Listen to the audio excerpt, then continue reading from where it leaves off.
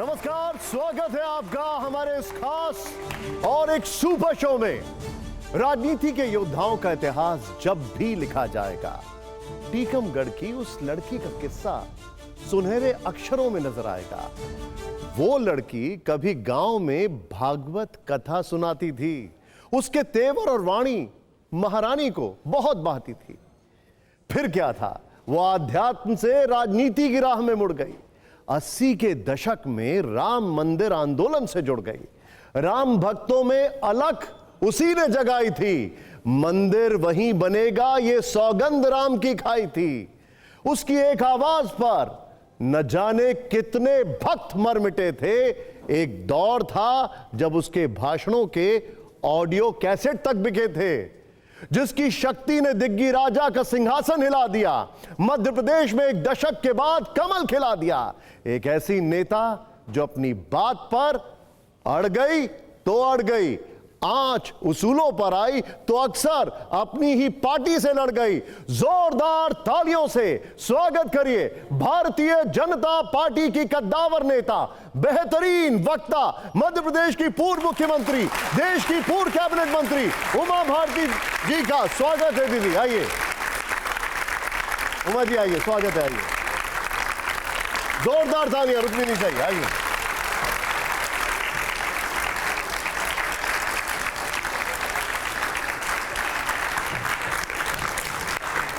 उमा भारती जी का जोरदार तालियों से स्वागत करते रहिए आप। दीदी आज हमारे साथ आई हैं हमारे खास शो में एंड 5 में। हमारे यहाँ पर एडिटर्स हैं, आप सबको जानती हैं। जयशंकर जी हैं, अशोक जी हैं, शंभुनाथ जी हैं, अभिज्ञान जी हैं, राम कृपाल जी हैं। दीदी पहले तो बहुत बहुत शुक्रिया, आपने समय निकाला। अच्छा, मैं इन बच्चों को ये बताना चाहता हूँ कि आप अपनी ही पार्टी के नेताओं को नहीं छोड़ती थीं, तो फिर विरोधियों का क्या हाल होता होगा, ये अंदाजा लगाना भी जरा मुश्किल नहीं होगा? नहीं, इतना क्या था,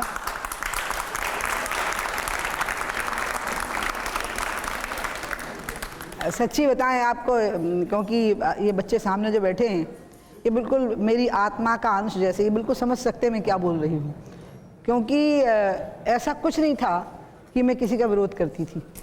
मैं जो उचित होता था उस पर टिक जाती थी कि यही सही है।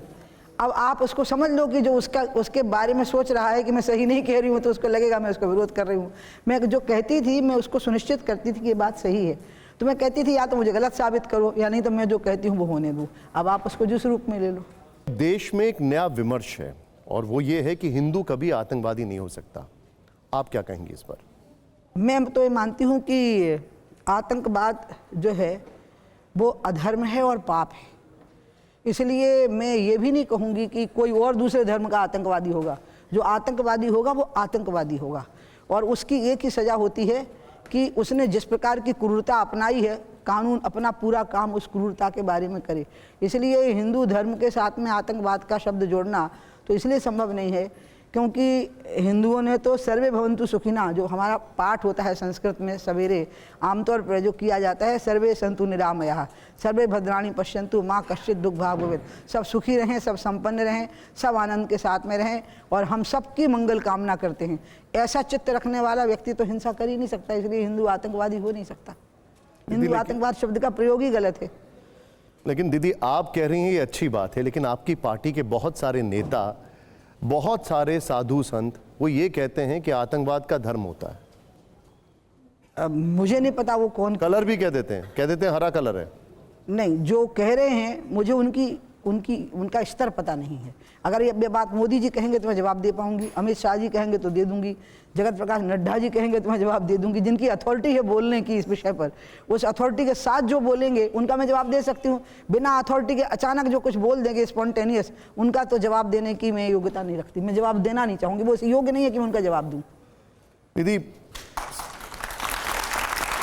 साध्वी प्रज्ञा दोषमुक्त हो चुकी हैं, लेकिन वो कहती हैं कि उनको जो जख्म क्या होता है, साध्वी प्रज्ञा जो है वो दोषमुक्त हो चुके हैं। हाँ। लेकिन उनको जो जख्म दिए गए उनका ये कहना है कि वो जीवन भर रहेंगे। उन्होंने काफी प्रताड़ना सही। आप भी नासिक जेल में साध्वी प्रज्ञा से मिलने गई, क्या महसूस किया था आपने तब?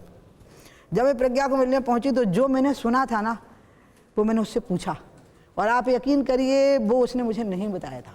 मुझे उन पुलिस इंस्पेक्टरों में से एक इंस्पेक्टर ने बताया था जो वहाँ मौजूद था जब उसका टॉर्चर होता था, और उस इंस्पेक्टर ने भी मुझे नहीं बताया था, मेरे एक परिचित पुलिस इंस्पेक्टर को बताया था।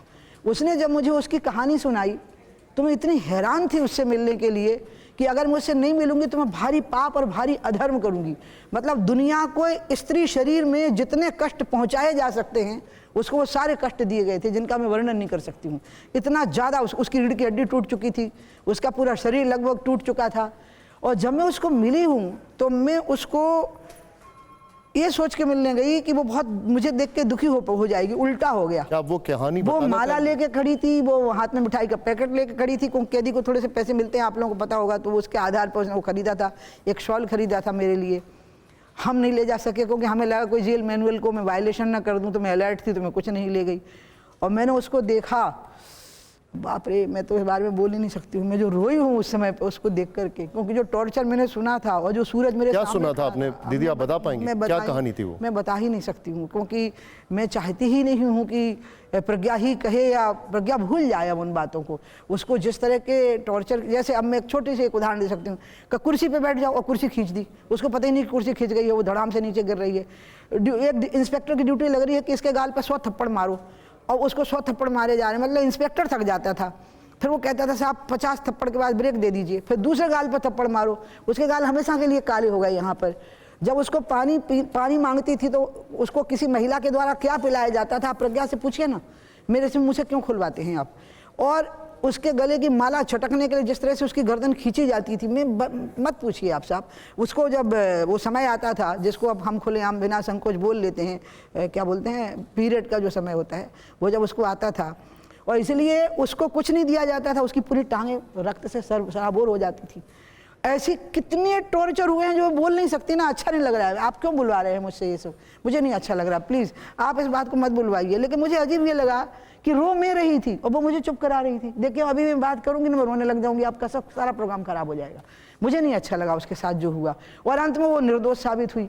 इतना टॉर्चर किसी का करना, और एक ऐसी बात पर टॉर्चर करना जिसका सबूत ही नहीं है कोई, सिर्फ एक ही बात मन में थी कि किसी तरह से एक भगवा आतंकवाद का शब्द का गठन किया जाए, फिर उसको इस्टेब्लिश करने के लिए कुछ एविडेंसेस कलेक्ट किए जाएं, उस एविडेंसेस के लिए घटना घटाई जाए, उस घटना में कुछ ऐसे इनोसेंट लोग फंसाए जाएं जिनका कोई लेना देना नहीं है, और उनको इतना टॉर्चर किया जाए जिसमें कर्नल प्रसाद पुरोहित था, जिसमें प्रज्ञा थी और जिसमें दूसरे लोग थे। और क्यों? क्योंकि उसको क्या कहा जा रहा था, मैं बेटियां उसको क्या कहा जा रहा था, तुम इतने नाम ले दो, बस वो नाम ले देती तो छूट जाती।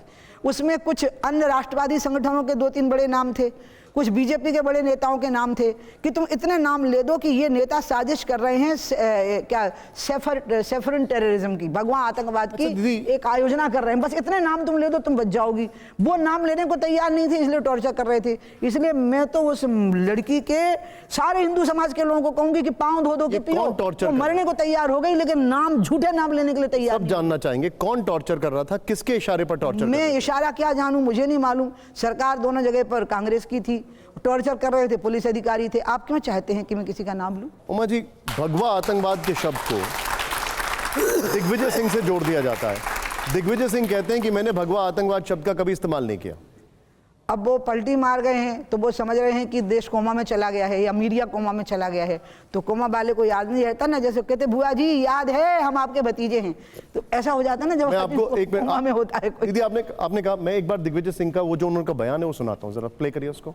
काहे को सुना रहे हो? क्या कहते हैं? है ही नहीं ना बोल। दिग्विजय सिंह तो हमको हिंदू आतंकवादी कैसे कहते हो? मैंने कहा कि कभी भी मैंने अपने जीवन में हिंदू न मुसलमान किसी को आतंकवादी नहीं किया, लेकिन संघ के लोग बोलते थे कि ये तो बात सही है कि सारे मुसलमान आतंकवादी नहीं होते, लेकिन जितने आतंकवादी पकड़े जाते हैं वो मुसलमान क्यों होते हैं? लेकिन अब ये क्या हो रहा है, हम ये तो भी हमारा नारा हो गया है, हम उनसे पूछते हैं कि हर हिंदू तो आतंकवादी नहीं होता, लेकिन जितने हिंदू आतंकवादी पकड़े जाते हैं वो सब संघी क्यों है, ये हमें बता दो। उमा जी क्या कहेंगे आप इस पर? अब पता है, आप जिस व्यक्ति के बारे में मुझसे पूछ रहे हैं वो व्यक्ति मेरे से 3/4 बहुमत से चुनाव हार चुके हैं और वो दावा कर रहे थे मैं सरकार बनाने वाला हूँ।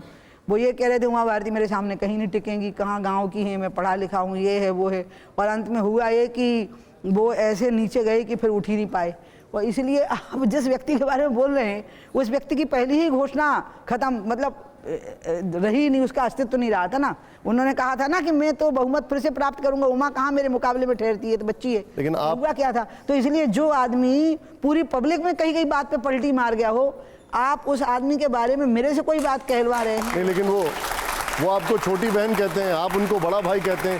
छोटी बहन बड़ा भाई को कुछ बताना चाहेगी? छोटी बहन तो मैं कहती हूँ, जरूर कहती हूँ उनको, लेकिन छोटी बहन और छोटा भाई ये तो भारतीय सभ्यता की निशानी है ना। राजनीति में एक सभ्यता भी होनी चाहिए कि हम विचारधारा के विरोधी हैं, लेकिन हम एक दूसरे के शत्रु थोड़ी हैं जो एक दूसरे की बेइज्जती करेंगे। तो मैं उनके खिलाफ एक ऐसा शब्द नहीं बोलूंगी जिसमें उनका अपमान हो जाए, और वो भी ध्यान रखते हैं कि मेरे खिलाफ ऐसी बात नहीं बोलते हैं जिसमें मेरी बेइज्जती हो, वो नहीं बोलते। हम दोनों एक दूसरे के खिलाफ ऐसी भाषा का प्रयोग नहीं करते, ना उनने सीखा ना हमने सीखा। दीदी एक बात बताइए, लोग तर्क दे रहे हैं कि आर.के. सिंह जिन्होंने भगवा आतंकवाद की थ्योरी बनाई वो बीजेपी में हैं। अशोक चौहान जो मालेगांव ब्लास्ट के कुछ ही महीने के बाद महाराष्ट्र के मुख्यमंत्री बने, एटीएस बनाई, एटीएस की जांच हुई, वो भी अब बीजेपी में हैं। उन पर कार्रवाई क्यों नहीं होती? गंगा जब निकलती हैं गंगोत्री से तो गंगा में इतने प्रकार के नाले आके मिलते हैं, वो सब गंगा हो जाते हैं। इसलिए अब वो सब देशभक्ति के गीत गाएंगे, राम नाम गाएंगे, गाय के गोबर का तिलक लगाएंगे, गौमूत्र का पान करेंगे, शुद्ध हो गए। तो आप बीजेपी को गंगा कह रही हैं? हाँ बिल्कुल। आपने बहुत बढ़िया बात कही कि गंगोत्री से गंगा निकलती है और नाले मिलते हैं। तो अशोक चौहान से लेके नारायण राणे से लेके तमाम भाजपा में जो कांग्रेसी आए, क्या ये सब नाले हैं? नहीं, मैं ऐसा नहीं बोल पाऊँ, क्योंकि नाले भी ऊपर से निकलते हैं तो ठीक ही होते हैं, बाद में गंदगी मिलती है उनमें आकर के। जहाँ से ऊपर से वो उद्भूत होते हैं ना भैया, वो ठीक ही होता है। नहीं तो ये गंगा साफ कब होगी? अब एक मिनट, नहीं, अब अशोक वान खड़े, आप विषय बदल रहे हैं। Now you come to this कि जब नाले, मैंने बोला जो उनका मेन सोर्स होता है वहाँ से बिल्कुल साफ सुथरे निकलते हैं, बीच में उनकी गंदगी, उनमें गंदगी मिल जाती है। अब मैं दूसरी बात आपको बताऊं, आज कांग्रेस की हालत है, आप यकीन करिए, मैं राहुल, प्रियंका और सोनिया जी के बारे में नहीं बोल सकूंगी। कांग्रेस के जो नेता कांग्रेस में हैं वो इसलिए हैं क्योंकि हम उनको ले नहीं रहे हैं बीजेपी में। ये कमलनाथ जैसे सब ओके। अभिज्ञान जी। उमा जी, आप तो आपको देखकर बहुत अच्छा लगा इतने वर्षों बाद, उन नेताओं में से जिन लोगों ने भारतीय जनता पार्टी खड़ी की। आज एक बहुत बड़ी धारणा है, साफ साफ सवाल पूछता हूं कि ये बीजेपी से बन गई है एमजेपी, मोदी जनता पार्टी। जब ये कहा जाता है तो उमा भारती को कितना दर्द होता है या कोई फर्क नहीं पड़ता, आप इस विषय को इग्नोर कर देती है। ये बीजेपी नहीं रही, ये एमजेपी है। अभिज्ञान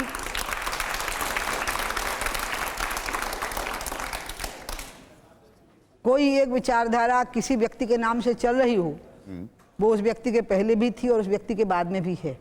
और उस व्यक्ति ने अगर उसके नाम से विचारधारा चल पड़ी है, इसका मतलब उसका आचरण, उसकी जिंदगी, उसकी बोली बाणी कथनी, इसमें कोई अंतर नहीं रहा, और इसलिए वो धारा का एक अंग हो गया। जैसे गंगा भागीरथी भी कहलाती है, तो इसलिए जो तपस्या करके इस धारा को आगे बढ़ाए हैं उनके नाम भी, गंगा के नाम उनके नाम पे भी होते गए। तो भारतीय जनता पार्टी तो गंगा का एक प्रवाह है, और इसमें जिन ऋषियों और मुनियों ने अपने तप से इसको आगे बढ़ाया है, कई जगह पर उनके नाम से वो गंगा होती गई है। मोदी ने जनसंघ के समय की धारा को आगे बढ़ाया है, दीनदयाल जी की, तो कई जगह पर उनके नाम से अगर हो गए, मुझे खुशी है। इफ इट इज एमजेपी होने से आपको कोई ऐतराज? अभिज्ञान प्रकाश, मैं तेरे अंतर को बिल्कुल ही प्रकाशित कर दूं कि मुझे इसमें कोई ऑब्जेक्शन नहीं, I am very proud of it. ठीक, done, I got my answer. वापस उस विषय पर आता हूं जिस पर अभी आपने जिक्र किया था। हाँ। जब यह कहा जाता है कि हिंदू कभी आतंकवादी नहीं हो सकता है, तब दूसरी तरफ से यह तर्क दिया जाता है कि देश का पहला आतंकवादी नाथूराम गोडसे एक हिंदू था। क्या कहेंगे आप इसमें? मैं इसके बारे में कुछ कह नहीं सकती, क्योंकि नाथूराम गोडसे ने जो पाप किया है वो आतंकवाद शब्द से पर्याप्त नहीं होता। उसने जिस व्यक्ति को मारा है वो व्यक्ति एक सपना देख रहा था कि आज़ादी के बाद का भारत कैसा होगा, और उसने लीड किया था आज़ाद भारत के मूवमेंट को, महात्मा गांधी जी ने। और फिर वो उसके बाद जो एक कल्पना किए हुए था कि आज़ाद भारत का स्वरूप कैसा होगा, तो उनकी एक कल्पना ये थी कि आज़ाद भारत का स्वरूप जो होगा वो आत्मनिर्भर होगा, और आत्मनिर्भर भारत जो होगा वो अपनी आत्मा पर निर्भर होगा, वो विदेशी लोन पर निर्भर नहीं होगा।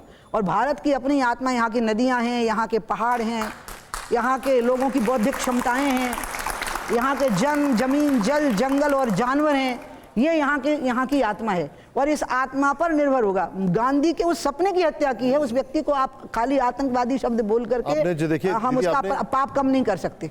आपने जो दीदी बोला है अभी, एक तबका ऐसा है जो गांधी जी को मानता ही नहीं है, वो उनको जिम्मेदार ठहराता है बंटवारे के लिए, वो कहता है कि उनका कोई योगदान ही नहीं है। अरे बाबा, ये भारत का स्वतंत्र मन है और इसमें आपको स्वतंत्रता का अधिकार देना पड़ेगा। एक राम राज्य के समय पर ही एक बहुत गरीब ही सामान्य से व्यक्ति ने राम की आलोचना कर दी थी। अगर आप इस बारे में इतने फंडामेंटल हो जाएंगे तो आप कट्टरपंथियों से अलग कहाँ हैं? आप जो आलोचना कर रहे हैं उनको करने दीजिए ना, उनको आलोचना करने दीजिए, और जो मान रहे हैं उनको मानने दीजिए। आप आलोचना एक प्रिविलेज है व्यक्ति का, स्वतंत्रता है उसकी, लोकतंत्र में उसका अधिकार है कि वो क्रिटिसाइज कर सकता है किसी को। हाँ, क्रिटिसाइज में उसको बेहूदगी नहीं करना, इतना ध्यान रखना है, आप अधिकार दीजिए क्रिटिसाइज करने का। क्या उमा भारती जी आज़ादी की लड़ाई में महात्मा गांधी जी के योगदान को मानती हैं, या उमा भारती जी को लगता है कि महात्मा गांधी जिम्मेदार थे देश के बंटवारे के लिए? अरे कैसी बात करते हो बाबा, गांधी जी के बारे में मैं ये राय बना करके कुछ दे सकूं, मेरी औकात है क्या ये, जिसने एक पूरे आंदोलन को जन आंदोलन बना दिया है। एक अहिंसक जन आंदोलन बदलने का काम गांधी ने किया, और काश कि गांधी जी को 20 साल और मिल गए होते तो आज अमेरिका हम पे टैरिफ नहीं लगा रहा होता, अमेरिका हमारे सामने भीख का कटोरा मांग करके खड़ा होता। बहुत बड़ी बात है। आप सब लोग जो स्टूडेंट्स हैं, हमारे जितने भी व्यूअर्स हैं, उमा जी ने जो अभी बात की है बहुत बड़ी बात है। दीदी, बीजेपी का एक तबका है वो महात्मा गांधी जी के कंट्रीब्यूशन को नहीं मानता है, उनको डिस्क्रेडिट करता है। वो कहता है कि नेहरू जी और पटेल के बीच में बहुत सारे विवाद थे। आपकी क्या राय है इस पर? मैं नेहरू जी और पटेल जी और नेहरू जी और अपने महात्मा जी के बीच में जो बातें थीं वो इतिहास का तथ्य हैं, वो इतिहास में दर्ज हैं। लेकिन इसका मतलब इससे ना तो नेहरू की महानता कम होती है, ना पटेल की महानता कम होती है, और ना गांधी जी की महानता कम होती है। वो महान थे, अब उनकी कुछ असहमतियाँ थीं, तो आप उन असहमतियों के आधार पर उनकी महानता को कम नहीं कर सकते हैं। इसलिए हम ऐसा मानकर एक बात आप मान लीजिए, भारत का मन स्वतंत्र मन है, यहाँ लोकतंत्र अभी से नहीं है, लोकतंत्र हमेशा से है। हमारे यहाँ जो षड दर्शन है उसमें एक छठा दर्शन है चारवाक का। सब दर्शनों ने कहा आत्मा है, परमात्मा है, स्वर्ग है, नरक है। एक दर्शन है जिसका नाम है चारवाक का दर्शन, वो कहता है कोई आत्मा नहीं है, कोई परमात्मा नहीं है, कोई स्वर्ग नहीं है, कोई नरक नहीं है, जब तक जियो सुख से जियो, कर्ज ले लेके घी पियो, अगले जन्म में तो चुकाना ही नहीं है क्योंकि अगला जन्म होना ही नहीं है। ऐसा भी उसको हमने फिलोसफी में गिना, it is the sixth philosophy. ये छठा दर्शन माना गया है, चारवाक का दर्शन। और हम लोग जब फिलोसफी पढ़ते हैं तो हमको चारवाक भी पढ़ाया जाता है। में से 3 दर्शक नास्तिक दर्शन है जी। तो इसलिए जो देश नास्तिकों के दर्शन को भी फिलोसफी में ऐड कर रहा हो, आप वहां पर स्वतंत्रता नहीं देंगे आलोचना करने की। दीदी मैं वापस आऊंगा इस पर। आपने देखिए यहाँ पर हर जगह ताली बज रही है आपने जो कहा, लेकिन दीदी नहीं, और मैं एक बात और कहूंगी, अभिज्ञान ने जो मेरी बात का सुनिए, बहुत अभिज्ञान वास्तव में बहुत ज्ञानी है सच्ची में। अभी मैं आपको बताऊं, जो स्वतंत्रता, आलोचना की स्वतंत्रता को रोकने की कोशिश करते हैं, जो आलोचना की स्वतंत्रता की निंदा करते हैं, और जो आलोचना की स्वतंत्रता को संकीर्ण नजरों से देखते हैं, ऐसे लोगों को अभी इस देश की समझ नहीं है, इस देश के मन की समझ नहीं है। ये देश का जो मन है वो पूरा अधिकार देता है। आपने जो अभी बोला, अब इसका एक फॉलोअप सवाल हर एक के मन में आता है, यहाँ पर जितने भी लोग हैं, वो ये है। अशोक उंगली उठा रहे थे। मैं एक मिनट दादा, एक सेकंड। इसी पे बीजेपी के नेताओं से कुछ भी पूछो, वो बोलते हैं कि इसके लिए नेहरू जिम्मेदार है, महंगाई बढ़ गई नेहरू जिम्मेदार है, बेरोजगारी है नेहरू जिम्मेदार है, वो पीछे चले जाते हैं। इस पर आप क्या कहेंगे? वो उसका कारण ये है कि ये पार्लियामेंट में सांसदों को ना पुरानी बातों के साथ ही अपनी बात शुरू करते हैं, और जब वो ऐसा बोलते हैं तो मैं बताऊं ये परस्पर की प्रतिस्पर्धा हो गई है। वो कहते हैं कि हमने दंगे करवाए, वो कहते हैं कि जो कत्लेआम हुआ वो हमने करवाया, और मैं जब पैदा नहीं हुई थी तब भारत का बंटवारा हुआ है, मोदी जब पैदा नहीं हुए थे तब भारत का बंटवारा हुआ है, और हमें कहते हैं कि हम भारत में विभाजनकारी मानसिकता लेकर के आए, तो वो भी तो कम नहीं है, तो हम भी कम नहीं रहेंगे फिर बोलने में। सबको अपने ऊपर कंट्रोल करना होगा। आप नेहरू को जिम्मेदार मानती हैं? दादा एक फॉलोअप है, आप नेहरू को जिम्मेदार मानती हैं भारत के बंटवारे के लिए? भारत के बंटवारे के समय पे जो हालात थे उसको, उन हालातों का नेहरू जी, जिन्ना जी का जो भी प्रयोग हुआ हो, लेकिन मूल रूप से अंग्रेज जिम्मेवार थे उसके लिए। उन लोगों ने ये मानसिकता बनाई थी भारत की, खास करके मुस्लिम तबके के मन में, कि तुम हिंदुओं के साथ सुरक्षित नहीं। अभी रुको, मेरे बात का जवाब में देखो, इट्स वेरी इंपॉर्टेंट क्वेश्चन। बिल्कुल बिल्कुल, या it is very important which he is asking, बिल्कुल बोलिए, वेरी इंपॉर्टेंट। प्लीज।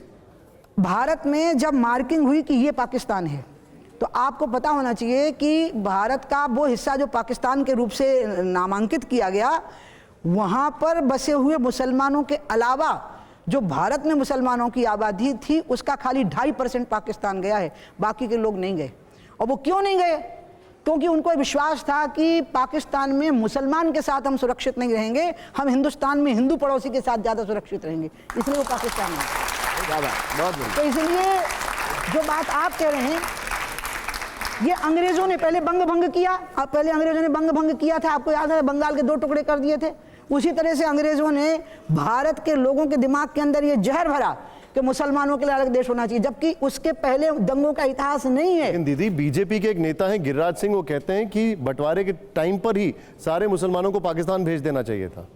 अब गिरिराज की जो प्रतिक्रिया आ रही होगी वो सवाल में आ रही होगी जो उससे किया गया होगा। तो मैं चाहूँगी कि बिल्कुल आप ठीक ताली बजा रहे हो, मैं चाहूँगी कि गिरिराज का सवाल भी दिखाइए ना, उसे कहा क्या गया था। तो जो उसको कहा गया होगा, मैंने आपको कहा ना, स्पॉन्टेनियस रिप्लाईज होते हैं ये, तो जो कहा गया होगा उसका जवाब दे दिया होगा गिरिराज ने, जो उसको बोला गया होगा। दीदी मुझे एक बात बताइए, 2 थ्योरीज हैं। एक थ्योरी ये कहती है कि आज का जो भारत है वो पंडित नेहरू की वजह से है। एक थ्योरी ये कहती है कि जो भारत में जितनी भी दिक्कतें हैं वो पंडित नेहरू की वजह से हैं। आप किस थ्योरी को मानती हैं? मोदी जी ने हम सबकी थ्योरी इकट्ठी लाल किले से बोल दी थी, अगर आपको याद हो, 15 अगस्त के अपने पहले भाषण में उन्होंने साफ कह दिया था कि आज का जो भारत है वो अकेला हम कुछ लोगों का बनाया नहीं है, जितने भी इस देश के प्रधानमंत्री रहे हैं सबका कंट्रीब्यूशन इस भारत को बनाने में रहा है, मोदी जी ने कहा। उमा जी, सन 86 के बाद से जो आप लोगों ने एक आंदोलन किया और 1992 में जो हुआ, मैंने आपको वहाँ देखा था, लखनऊ में मैं था संपादक। उस समय आप लोगों ने जो भारत, आने वाले भारत का सपना देखा था, आज मैं पूछ रहा हूँ कि जो उस समय की तस्वीर आपने भारत की सोची थी, अगर मैं कहूँ कि वो, अगर परसेंटेज टर्म में आप बात करें तो वो सपना कितना पूरा हुआ है, एक सवाल मेरा है। और अगर, और सिर्फ आर्थिक नहीं मैं कह रहा हूँ, सामाजिक सांस्कृतिक जो भी आप लोगों ने किया था, क्या हम वहाँ तक पहुँचे हैं, कितना दूर हैं, क्या दिक्कतें हैं? और दूसरा मेरा सवाल है, क्या इस देश में अपोजिशन का भविष्य क्या है? क्या लोकतंत्र सिर्फ बीजेपी तक ही रहेगा, या आपको लगता है कि नहीं, आगे परिवर्तन आना चाहिए, यहाँ की अपोजिशन के लिए भी एक मौका है? आपने जो पहली बात कही है कि जो सपने देखे थे 6 दिसंबर की घटना के समय पे, 6 दिसंबर की घटना की तैयारियों के समय पे और 6 दिसंबर के बाद के समय पर, उसमें हमने सांस्कृतिक एकता का सपना देखा था। और हमने ये सपना देखा है कि जैसे मैं मानती हूँ कि वेटिकन सिटी ईसाइयों का पवित्र स्थान है, जैसे मैं मानती हूँ कि मक्का मदीना मुस्लिम समाज का पवित्र स्थान है, इसी तरह से मुस्लिम और ईसाई भी माने कि अयोध्या, मथुरा, काशी उमा भारती के पवित्र स्थान हैं और वो उनका सम्मान करें, ये सपना देखा था।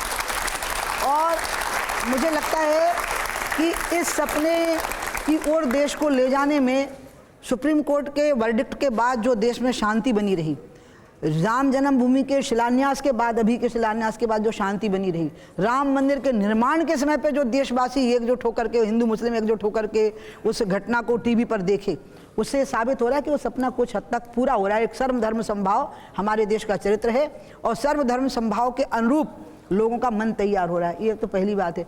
अब दूसरी बात आई, वो मुझे चिंतित करती है, प्राइवेट अस्पताल और सरकारी अस्पताल का अंतर, प्राइवेट स्कूल और सरकारी स्कूल का अंतर। उसके लिए गरीब आदमी का जो स्ट्रगल होता है अस्पतालों में अपने इलाज के लिए, अपना सब कुछ बेच करके भी कई बार वो नहीं बचा पाते। इस डिस्पैरिटी को दूर करना ये बहुत ज़रूरी है। और इसको दूर करने के लिए मैं ये नहीं कहूँगी कि प्राइवेट अस्पतालों की सुविधाएं कम कर दी जाए, मैं कहूँगी कि प्राइवेट जो निजी संस्थाएं हैं सेवा में और शिक्षा में, स्वास्थ्य में लगी हुई, उनके बराबर ही सरकारी संस्थाओं का स्तर बढ़ा दिया जाए। मैं गरीबी अमीरी को घटाने के लिए नहीं कह रही हूँ, मैं गरीबी के लोगों को अभावों की दुनिया से मुक्त होने के लिए कह रही हूँ। एक बात है। दूसरी बात आपने जो कही थी, दूसरा प्रश्न था वो था क्या?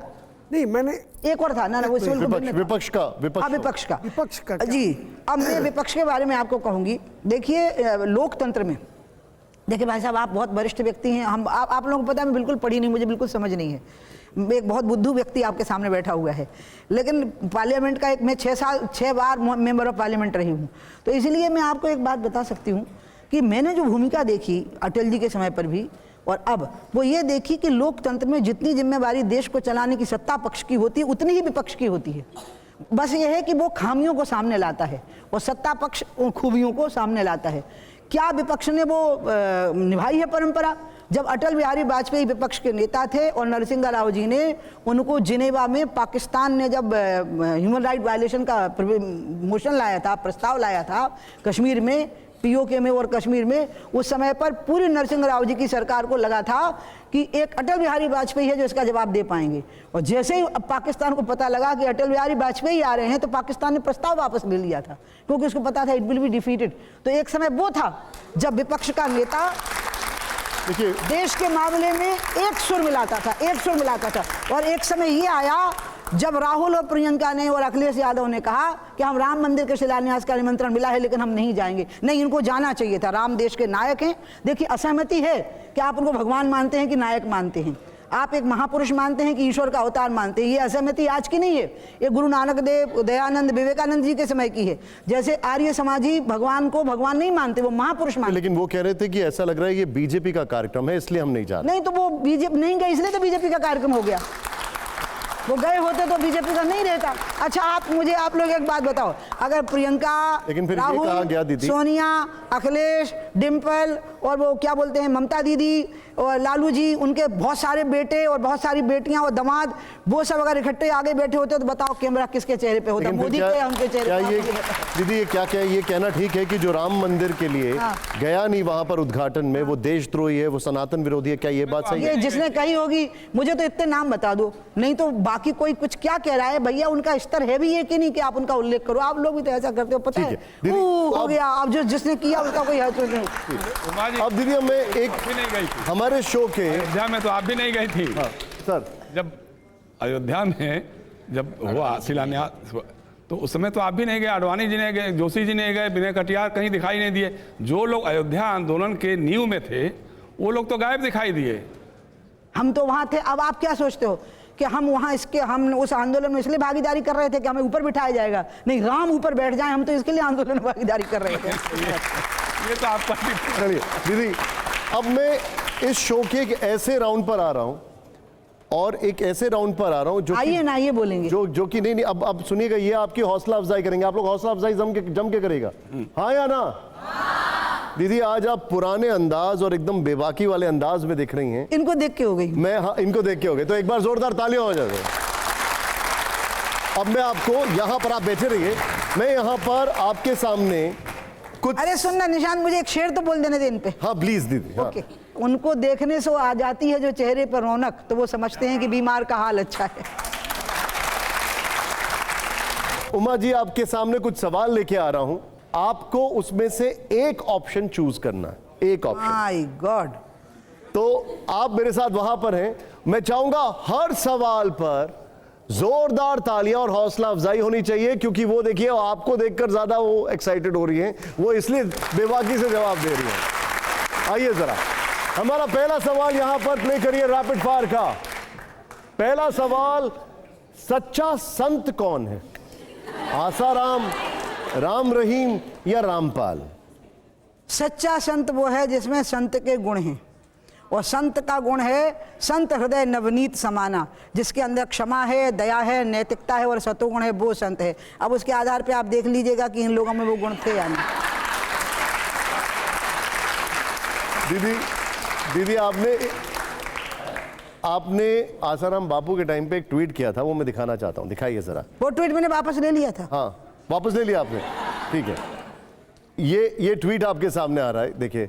आपने ये ट्वीट किया था, संत आसाराम बापू निर्दोष, सोनिया और राहुल गांधी के विरोध की उनको सजा मिली, कांग्रेस राज्यों में उन पर झूठा केस दर्ज, संत बापू के साथ। हाँ, ये मैंने किया था। 22 अगस्त 2013। हाँ, मैंने किया था ये। और जैसे ही मेरे को समाचार मिला, मैं नाम नहीं लूँगी उस बालिका का, उसके पिता के यहाँ से, कि दीदी, तो मुझे तुरंत लगा कि मुझे इसको वापस लेना। मुझे गलत को गलत कहने में और कान पकड़ के माफ़ी मांग लेने में 1 मिनट नहीं लगता। मैं उसको खींचती नहीं हूँ गलत। रैपिड फायर का हमारा अगला सवाल यहां पर है, बेहतर विचारक कौन, अनिरुद्धाचार्य या प्रेमानंद जी? ये दोनों कंट्रोवर्शियल में है, कंट्रोवर्सी में है। अभी मैं पूछूंगा इनके बारे में भी आपसे। अभी पूछ रहे हैं? नहीं, अभी इनके, आपके हिसाब से बेहतर विचारक कौन है? आप ना जो टर्म उनके लिए प्रयोग कर रहे हैं, जो पहले वाले हैं ना, वो तो उपदेशक हैं, कथावाचक हैं, और दूसरे वाले हैं वो संत हैं, और वो बहुत ही सीधे साधे स्वभाव के हैं। इसलिए उनकी बातों के बारे में तर्क वितर्क करने का कोई लाभ नहीं। अगर आपको ठीक नहीं लग रहा है तो उनको गलत कह दीजिए, उनको कोई फर्क नहीं पड़ेगा। और आपको ठीक लग रहा है तो आप हाँ कर दीजिए, तो भी उनको कोई फर्क नहीं पड़ेगा। वो इस प्रकार के व्यक्ति हैं। प्ले करिए हमारा अगला सवाल। आइए जरा, ग्रीन सिग्नल बच्चों की तरफ से मिल गया है, वो ये है, बेहतर प्रशासक कौन है, दिग्विजय सिंह, शिवराज सिंह चौहान या मोहन यादव? बेहतर प्रशासक कौन है दीदी? पहले वाले का नाम तो मैंने रखा था मिस्टर बंटाढार, लेकिन मेरे दादा भाई हैं ये। ठीक है, ओके। ठीक है। और अच्छी बात इनकी ये थी कि ये विपक्ष के लोगों के साथ ऐसा हंसी मजाक करके उनके कंधे पे हाथ रख देते थे कि लोग उसको कुछ शक की नज़र से देखने लग जाते थे कि दिग्गी राजा से मिला हुआ है, तो बहुत गड़बड़ हो जाती थी। ओके। दूसरे हैं शिवराज सिंह, ये तो मेरा बड़ा भाई है, और ये तो व्यक्ति बहुत लंबा चला है। इतनी लंबी सरकार मध्य प्रदेश में कोई चला नहीं सका है, और इन्होंने कुछ लैंडमार्क डिसीजन किए हैं मध्य प्रदेश में। और जो तीसरे व्यक्ति हैं मोहन, ये मेरा बहुत ही प्यारा भाई है। अब मैं इससे अपेक्षा ये करती हूँ कि ये मध्य प्रदेश में गाय, गरीब और नारी की रक्षा करे, क्योंकि अभी अभी आया है, इसलिए इसने अभी टेस्ट पास नहीं किया है। अगला चुनाव आएगा ना, तब बात है। इस रैपिड फायर की इससे अपेक्षा है, नहीं इससे अपेक्षा है। रैपिड फायर की शर्त यह है कि आपको एक चुनना है। बेहतर कौन है, बेहतर प्रशासक कौन है? नहीं, आप इस तरह से नहीं कर सकते हैं। आप हर जगह, चलिए आप पास कर दीजिए, कोई आप बात हर जगह पे नहीं कर सकते। ठीक है दीदी, ओके ओके, कोई बात नहीं। आइए जरा हमारा अगला सवाल प्ले करिए। अब दीदी, ये सब बच्चे जरूर जानना चाहेंगे कि आप कैसे देखती हैं इस सवाल को। दिखाइए जरा, प्ले करिए।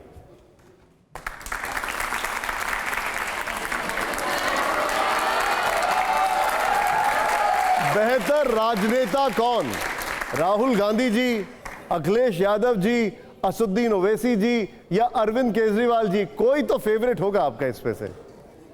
मेरे को दिक्कत कहाँ आ जाएगी, वो अपनी अपनी पार्टी के बड़े नेता हैं। अखिलेश की प्रॉब्लम ये है कि वो जिस पार्टी में है, वो पार्टी मूलतः अपराधियों को एकत्रित करके बनाई गई है, अपराधियों को, और उनको छूट दी गई। कांग्रेस ने वहाँ राजनीति की थी अपराधियों के समर्थन से, सपा ने राजनीति की अपराधियों को ही टिकट दे करके। ये तो इसलिए अखिलेश तो चुनौती का सामना कर पाएंगे, तब वो नेता साबित होंगे। जैसे राहुल गांधी जब ये सीख पाएंगे कि देश के प्रति उनकी उतनी ही जिम्मेवारी है जितनी मोदी जी की है, तो वो नेता साबित होंगे। अब आए असदुद्दीन ओवैसी साहब पर। मैं असदुद्दीन भाई साहब को कहूँगी कि आप एक बार राम मंदिर अयोध्या आइए ना, और ये ज़रूरी थोड़ी कि आप इबादत करें, आप खाली वहाँ पे ये कहिए जो इकबाल ने कहा था कि ताजी हवा जहाँ से आ रही है वो मेरा हिंदुस्तान है, और राम का नाम आ रहा था उनके मुंह से, इमाम हिंद। हाँ हाँ हाँ हाँ, यही चले जाइए। अब ये अरविंद केजरीवाल, ये पता है ये अन्ना हजारे के आंदोलन से निकले हुए व्यक्ति हैं।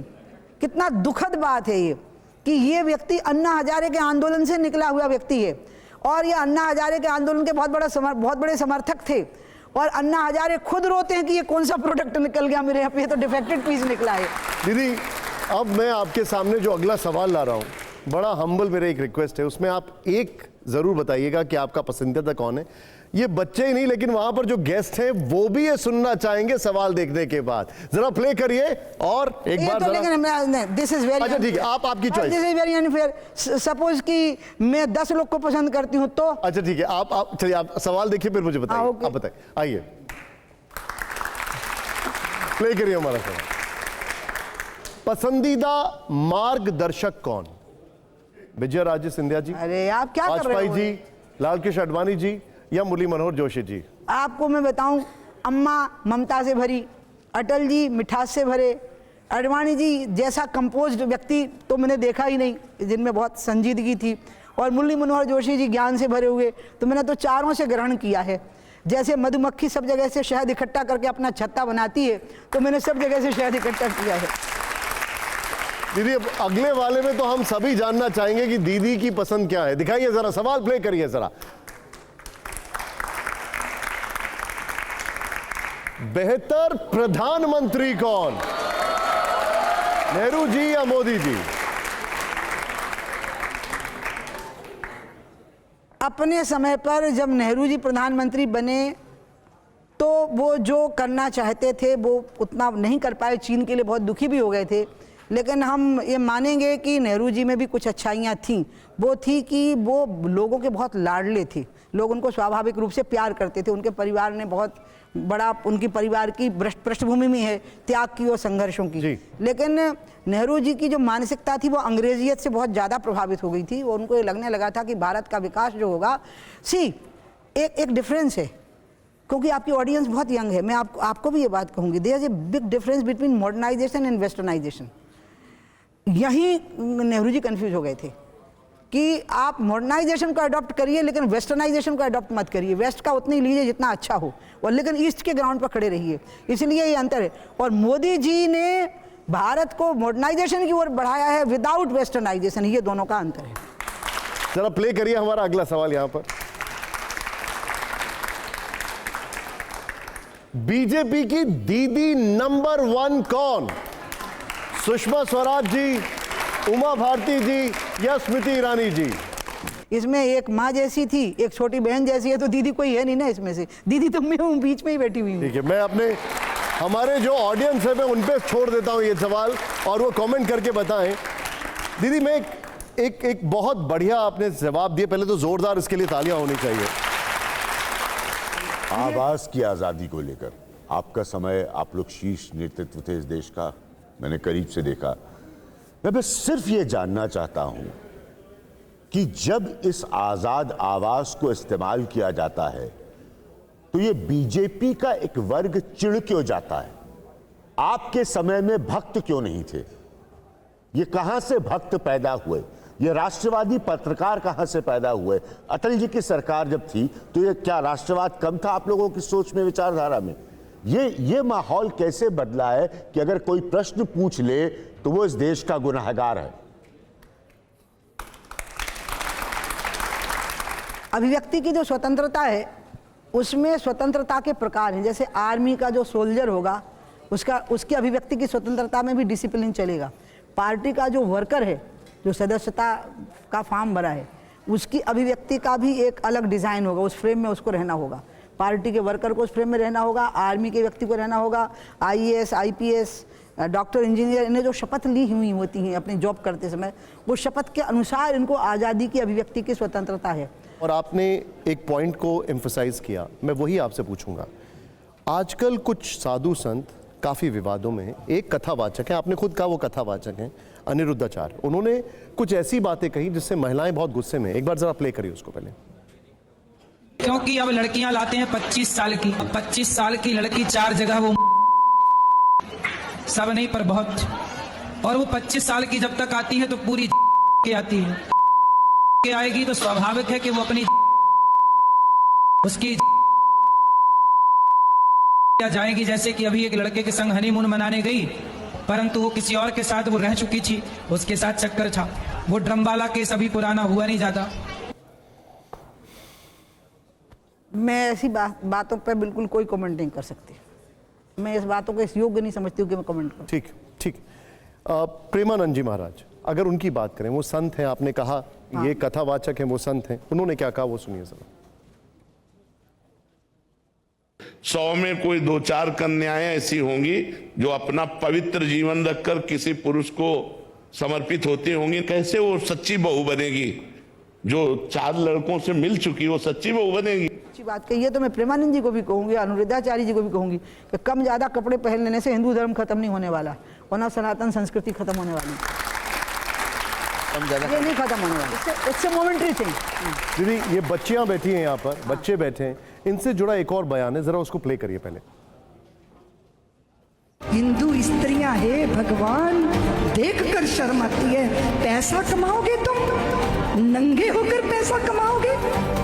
गंदे ठुमके लगाकर, गंदे गाने गाकर। मुझे समझ नहीं आती उनके पतियों को ये स्वीकार कैसे है, उनके पिताओं को ये स्वीकार कैसे है।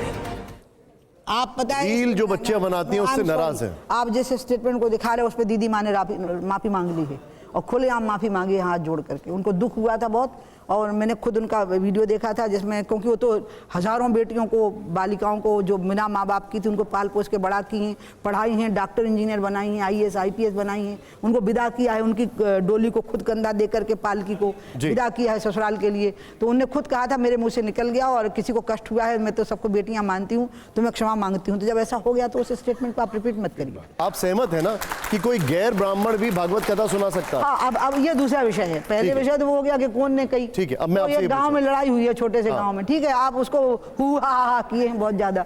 अब आप आ जाओ दूसरी बात पर। आपको तो ध्यान रखना पड़ेगा कि भगवान कृष्ण ही ब्राह्मण नहीं है ना बाबा, वो यादव हैं, और प्रभु राम ब्राह्मण नहीं है, वो ठाकुर हैं।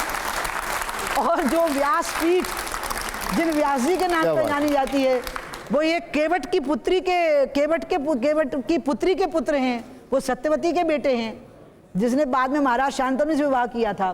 तो इसलिए सूत जी हैं वो स्वयं, जिनको हम कथित रूप से दलित वर्ग का बोलते हैं, वो हैं, और राम जी क्षत्रिय हैं और ब्राह्मण उनकी गाथा गाते हैं। अरे साहब, ब्राह्मण का मन बहुत बड़ा होता है। ब्राह्मण ने उसकी गाथा गाई है, वो ब्राह्मण नहीं था, मैं आपको बताऊं। इसलिए मैं आपको कहूंगी आपने देखे दीदी, ब्राह्मण नहीं थे ना, कृष्ण ब्राह्मण नहीं है। और भागवत का वाचन तो जो ये कह रहे हैं कि ब्राह्मण के अलावा कोई बोलेगा ही नहीं, तो वो कृष्ण की जात बदल देंगे क्या? दीदी लेकिन आपने अभी जिक्र किया ब्राह्मणों का, जो आपने जिक्र किया उससे मुझे एक बयान याद आ गया, पहले वो सुना दीजिए एक बार। अब खत्म करो ना, बस बिल्कुल भैया, आखिरी सवाल है। हाँ, नीच ब्राह्मणों, अधम ब्राह्मणों की चर्चा चलाई गई। हमारे यहाँ कुछ ब्राह्मण सरयू पारणों में अच्छे नहीं माने, उनके यहाँ ऊंचे कुल के लोग अपनी बेटी नहीं देते। उपाध्याय और चौबे, त्रिगुणायत, दीक्षित और पाठक। देखिए दीदी, एक तरफ तो जातिवाद से हम बचने की बात कर रहे हैं, उन्होंने ब्राह्मणों में ही जातियां बता दी। जब उस पे आप जाओगे ना इस सामाजिक संदर्भों में, तो इसमें जो कुल हैं, गोत्र हैं, फिर तो जो इतने ज़्यादा हैं कि जो रामभद्राचार्य जी हैं ना, वो इसके विशेषज्ञ हैं, तो वो विशेषज्ञता के कारण बोल रहे हैं। लेकिन वो मुझे बहुत प्यार करते हैं, मैं ब्राह्मण नहीं हूँ। ऐसा वर्गीकरण होना चाहिए। आपको बता रही हूँ, आप पहले इसको समझिए, वो मेरा बहुत सम्मान करते हैं, ठीक है, जबकि मैं ब्राह्मण नहीं हूँ और मैं उनकी बेटी हूँ। इसीलिए वो करते क्या हैं, अभी जो व्याख्या, जैसे आजकल लोग बोलते हैं ना, मनुस्मृति से देश, मनुस्मृति से चल रहा है, मनुवादी समाज है। कहाँ है मनुवादी? अम्बेडकर ने संविधान बनाया है, संविधान पर देश चल रहा है, मनु का नाम तो कहीं किताबों में लिखा हुआ है। इसलिए एक बातें हैं वो जो चर्चा कर रहे हैं ना, वो किसी के सवाल के जवाब में डेप्थ में जा रहे हैं। नहीं तो मैं तो ब्राह्मण नहीं हूँ और वो तो मुझे बेटी कहते हैं अपनी। ये सामाजिक सूत्र था। ठीक है, आइए जरा, अब जरा हमारे राउंड पर आइए। ये शो का आखिरी राउंड है। हमारा पहला सवाल प्ले करिए जरा। पहला सवाल हमारा यहां पर रैपिड फायर राउंड का, ये देखिए, पूरे देश में शराबबंदी होनी चाहिए, यस या नो? मैं कहूंगी पूरे देश के लोग शराब ना पिएं, इस प्रकार की स्थिति देश में सामाजिक जागरण के द्वारा बनानी चाहिए। ठीक है, अगला सवाल प्ले करिए जरा। अगला सवाल हमारा यह है कि आतंकवाद का धर्म होता है, यस या नो? नहीं, आतंकवाद का धर्म नहीं होता है, लेकिन धर्म के नाम पर लोग आतंक करते हैं, वो उनकी जघन्यतम सजा होनी चाहिए। आइए प्ले करिए जरा अगला सवाल। संविधान से अकबर और टीपू सुल्तान के चित्र हटने चाहिए। संविधान में कहां अकबर और टीपू सुल्तान? संविधान में चित्र हैं, चित्र बने हुए हैं उनके। अब मुझे इसके बारे में जानकारी नहीं है तो मैं इसका उत्तर नहीं दे पाऊंगा। ठीक है, संविधान में कहां बने मुझे देखने दीजिए संविधान। ठीक है, आइए अगला सवाल प्ले करिए। आरक्षण की सीमा 50% से ज्यादा होनी चाहिए। आरक्षण एक ऐसा विषय है कि यह एक ऐसा सिद्धांत है, ये विषम समाज में समानता का सिद्धांत लागू नहीं होता, और इसलिए विषमता युक्त समाज में विशेष अवसर का सिद्धांत है, उसका नाम आरक्षण है। इसलिए प्राइवेट सेक्टर में भी आरक्षण होना चाहिए, और इसके साथ ही साथ सवर्ण वर्गों को भी, ब्राह्मण क्षत्रिय वैश्य को भी, अगर वो गरीब वर्गों के हैं, गरीबी की रेखा के नीचे के हैं, तो उनको आरक्षण का लाभ मिलना चाहिए। और इसमें वो कितनी भी सीमा पार कर जाए, लेकिन जब तक इस देश में एक विशेष अवसर का सिद्धांत लागू करके हम समानता नहीं लाते। आप इसका प्ले कार्ड को नीचे रखिए, आप इसको नीचे रख लीजिए। राष्ट्रपति का बेटा हो या कुली का बेटा, जब तक वो समान शिक्षा और रोजगार के अवसर नहीं पाते हैं, तब तक देश में आरक्षण रहना चाहिए, चाहे परसेंटेज कुछ भी हो। ठीक, ठीक है। अगला सवाल है, भारत निर्माण में जवाहरलाल नेहरू जी का बड़ा योगदान है, यस या no? No no, this is debatable. ठीक है, this is debatable, very much debate. इस पर डिबेट होनी चाहिए, इसमें डिबेट होनी चाहिए। अगला सवाल प्ले करिए। राम मंदिर निर्माण में राजीव गांधी जी का भी योगदान है। राजीव जी का योगदान असल में राजीव जी ने ही खत्म कर दिया। जब शाहबानों का प्रकरण आया, तो शाहबानों के मामले में जब गुजारा भत्ते की बात आई, तो सुप्रीम कोर्ट ने फैसला दिया शाहबानों के पक्ष में, लेकिन संविधान में संशोधन करके उसको खत्म कर दिया गया। इसके साथ राजीव गांधी जी का ऐसे विषयों में योगदान खुद ही उनने खत्म कर दिया था, ऐसी गलतियां कर करके। ठीक, हमारा सवाल है, नाथूराम गोडसे देशभक्त था, यस या नो? जो गांधी जी का हत्यारा हो, मैं उसको बहुत बड़ा पापी दीदी इसको नो कर दीजिए। अरे तो नो कर दिया ना भैया। अगला सवाल प्ले करिए जरा। पूरे देश में हिंदी अनिवार्य होनी चाहिए, यस या नो? आप लोग को अपनी ओपिनियन देने का पूरा अधिकार है। हमारे देश की जो मूल भाषा है, जिस पर किसी को कोई आपत्ति नहीं है, वो है संस्कृत। कभी अगर ऐसी स्थिति आ गई तो उत्तर से लेकर दक्षिण तक कोई उसके लिए मना नहीं करेगा। देखिए, अब आखिरी सवाल जो है, इस सवाल को, ये हमारा नहीं है, कई सारे लोगों ने हमसे ये सवाल पूछा तो हमने इसको इंक्लूड किया है। सबका यहां पर सवाल है और मैं चाहूंगा इसको जरा दीदी आप बताइएगा यस या नो, दिखाइए जरा प्लीज। सवाल है, उमा भारती चुनावी राजनीति में वापसी करेंगी, यस या नो?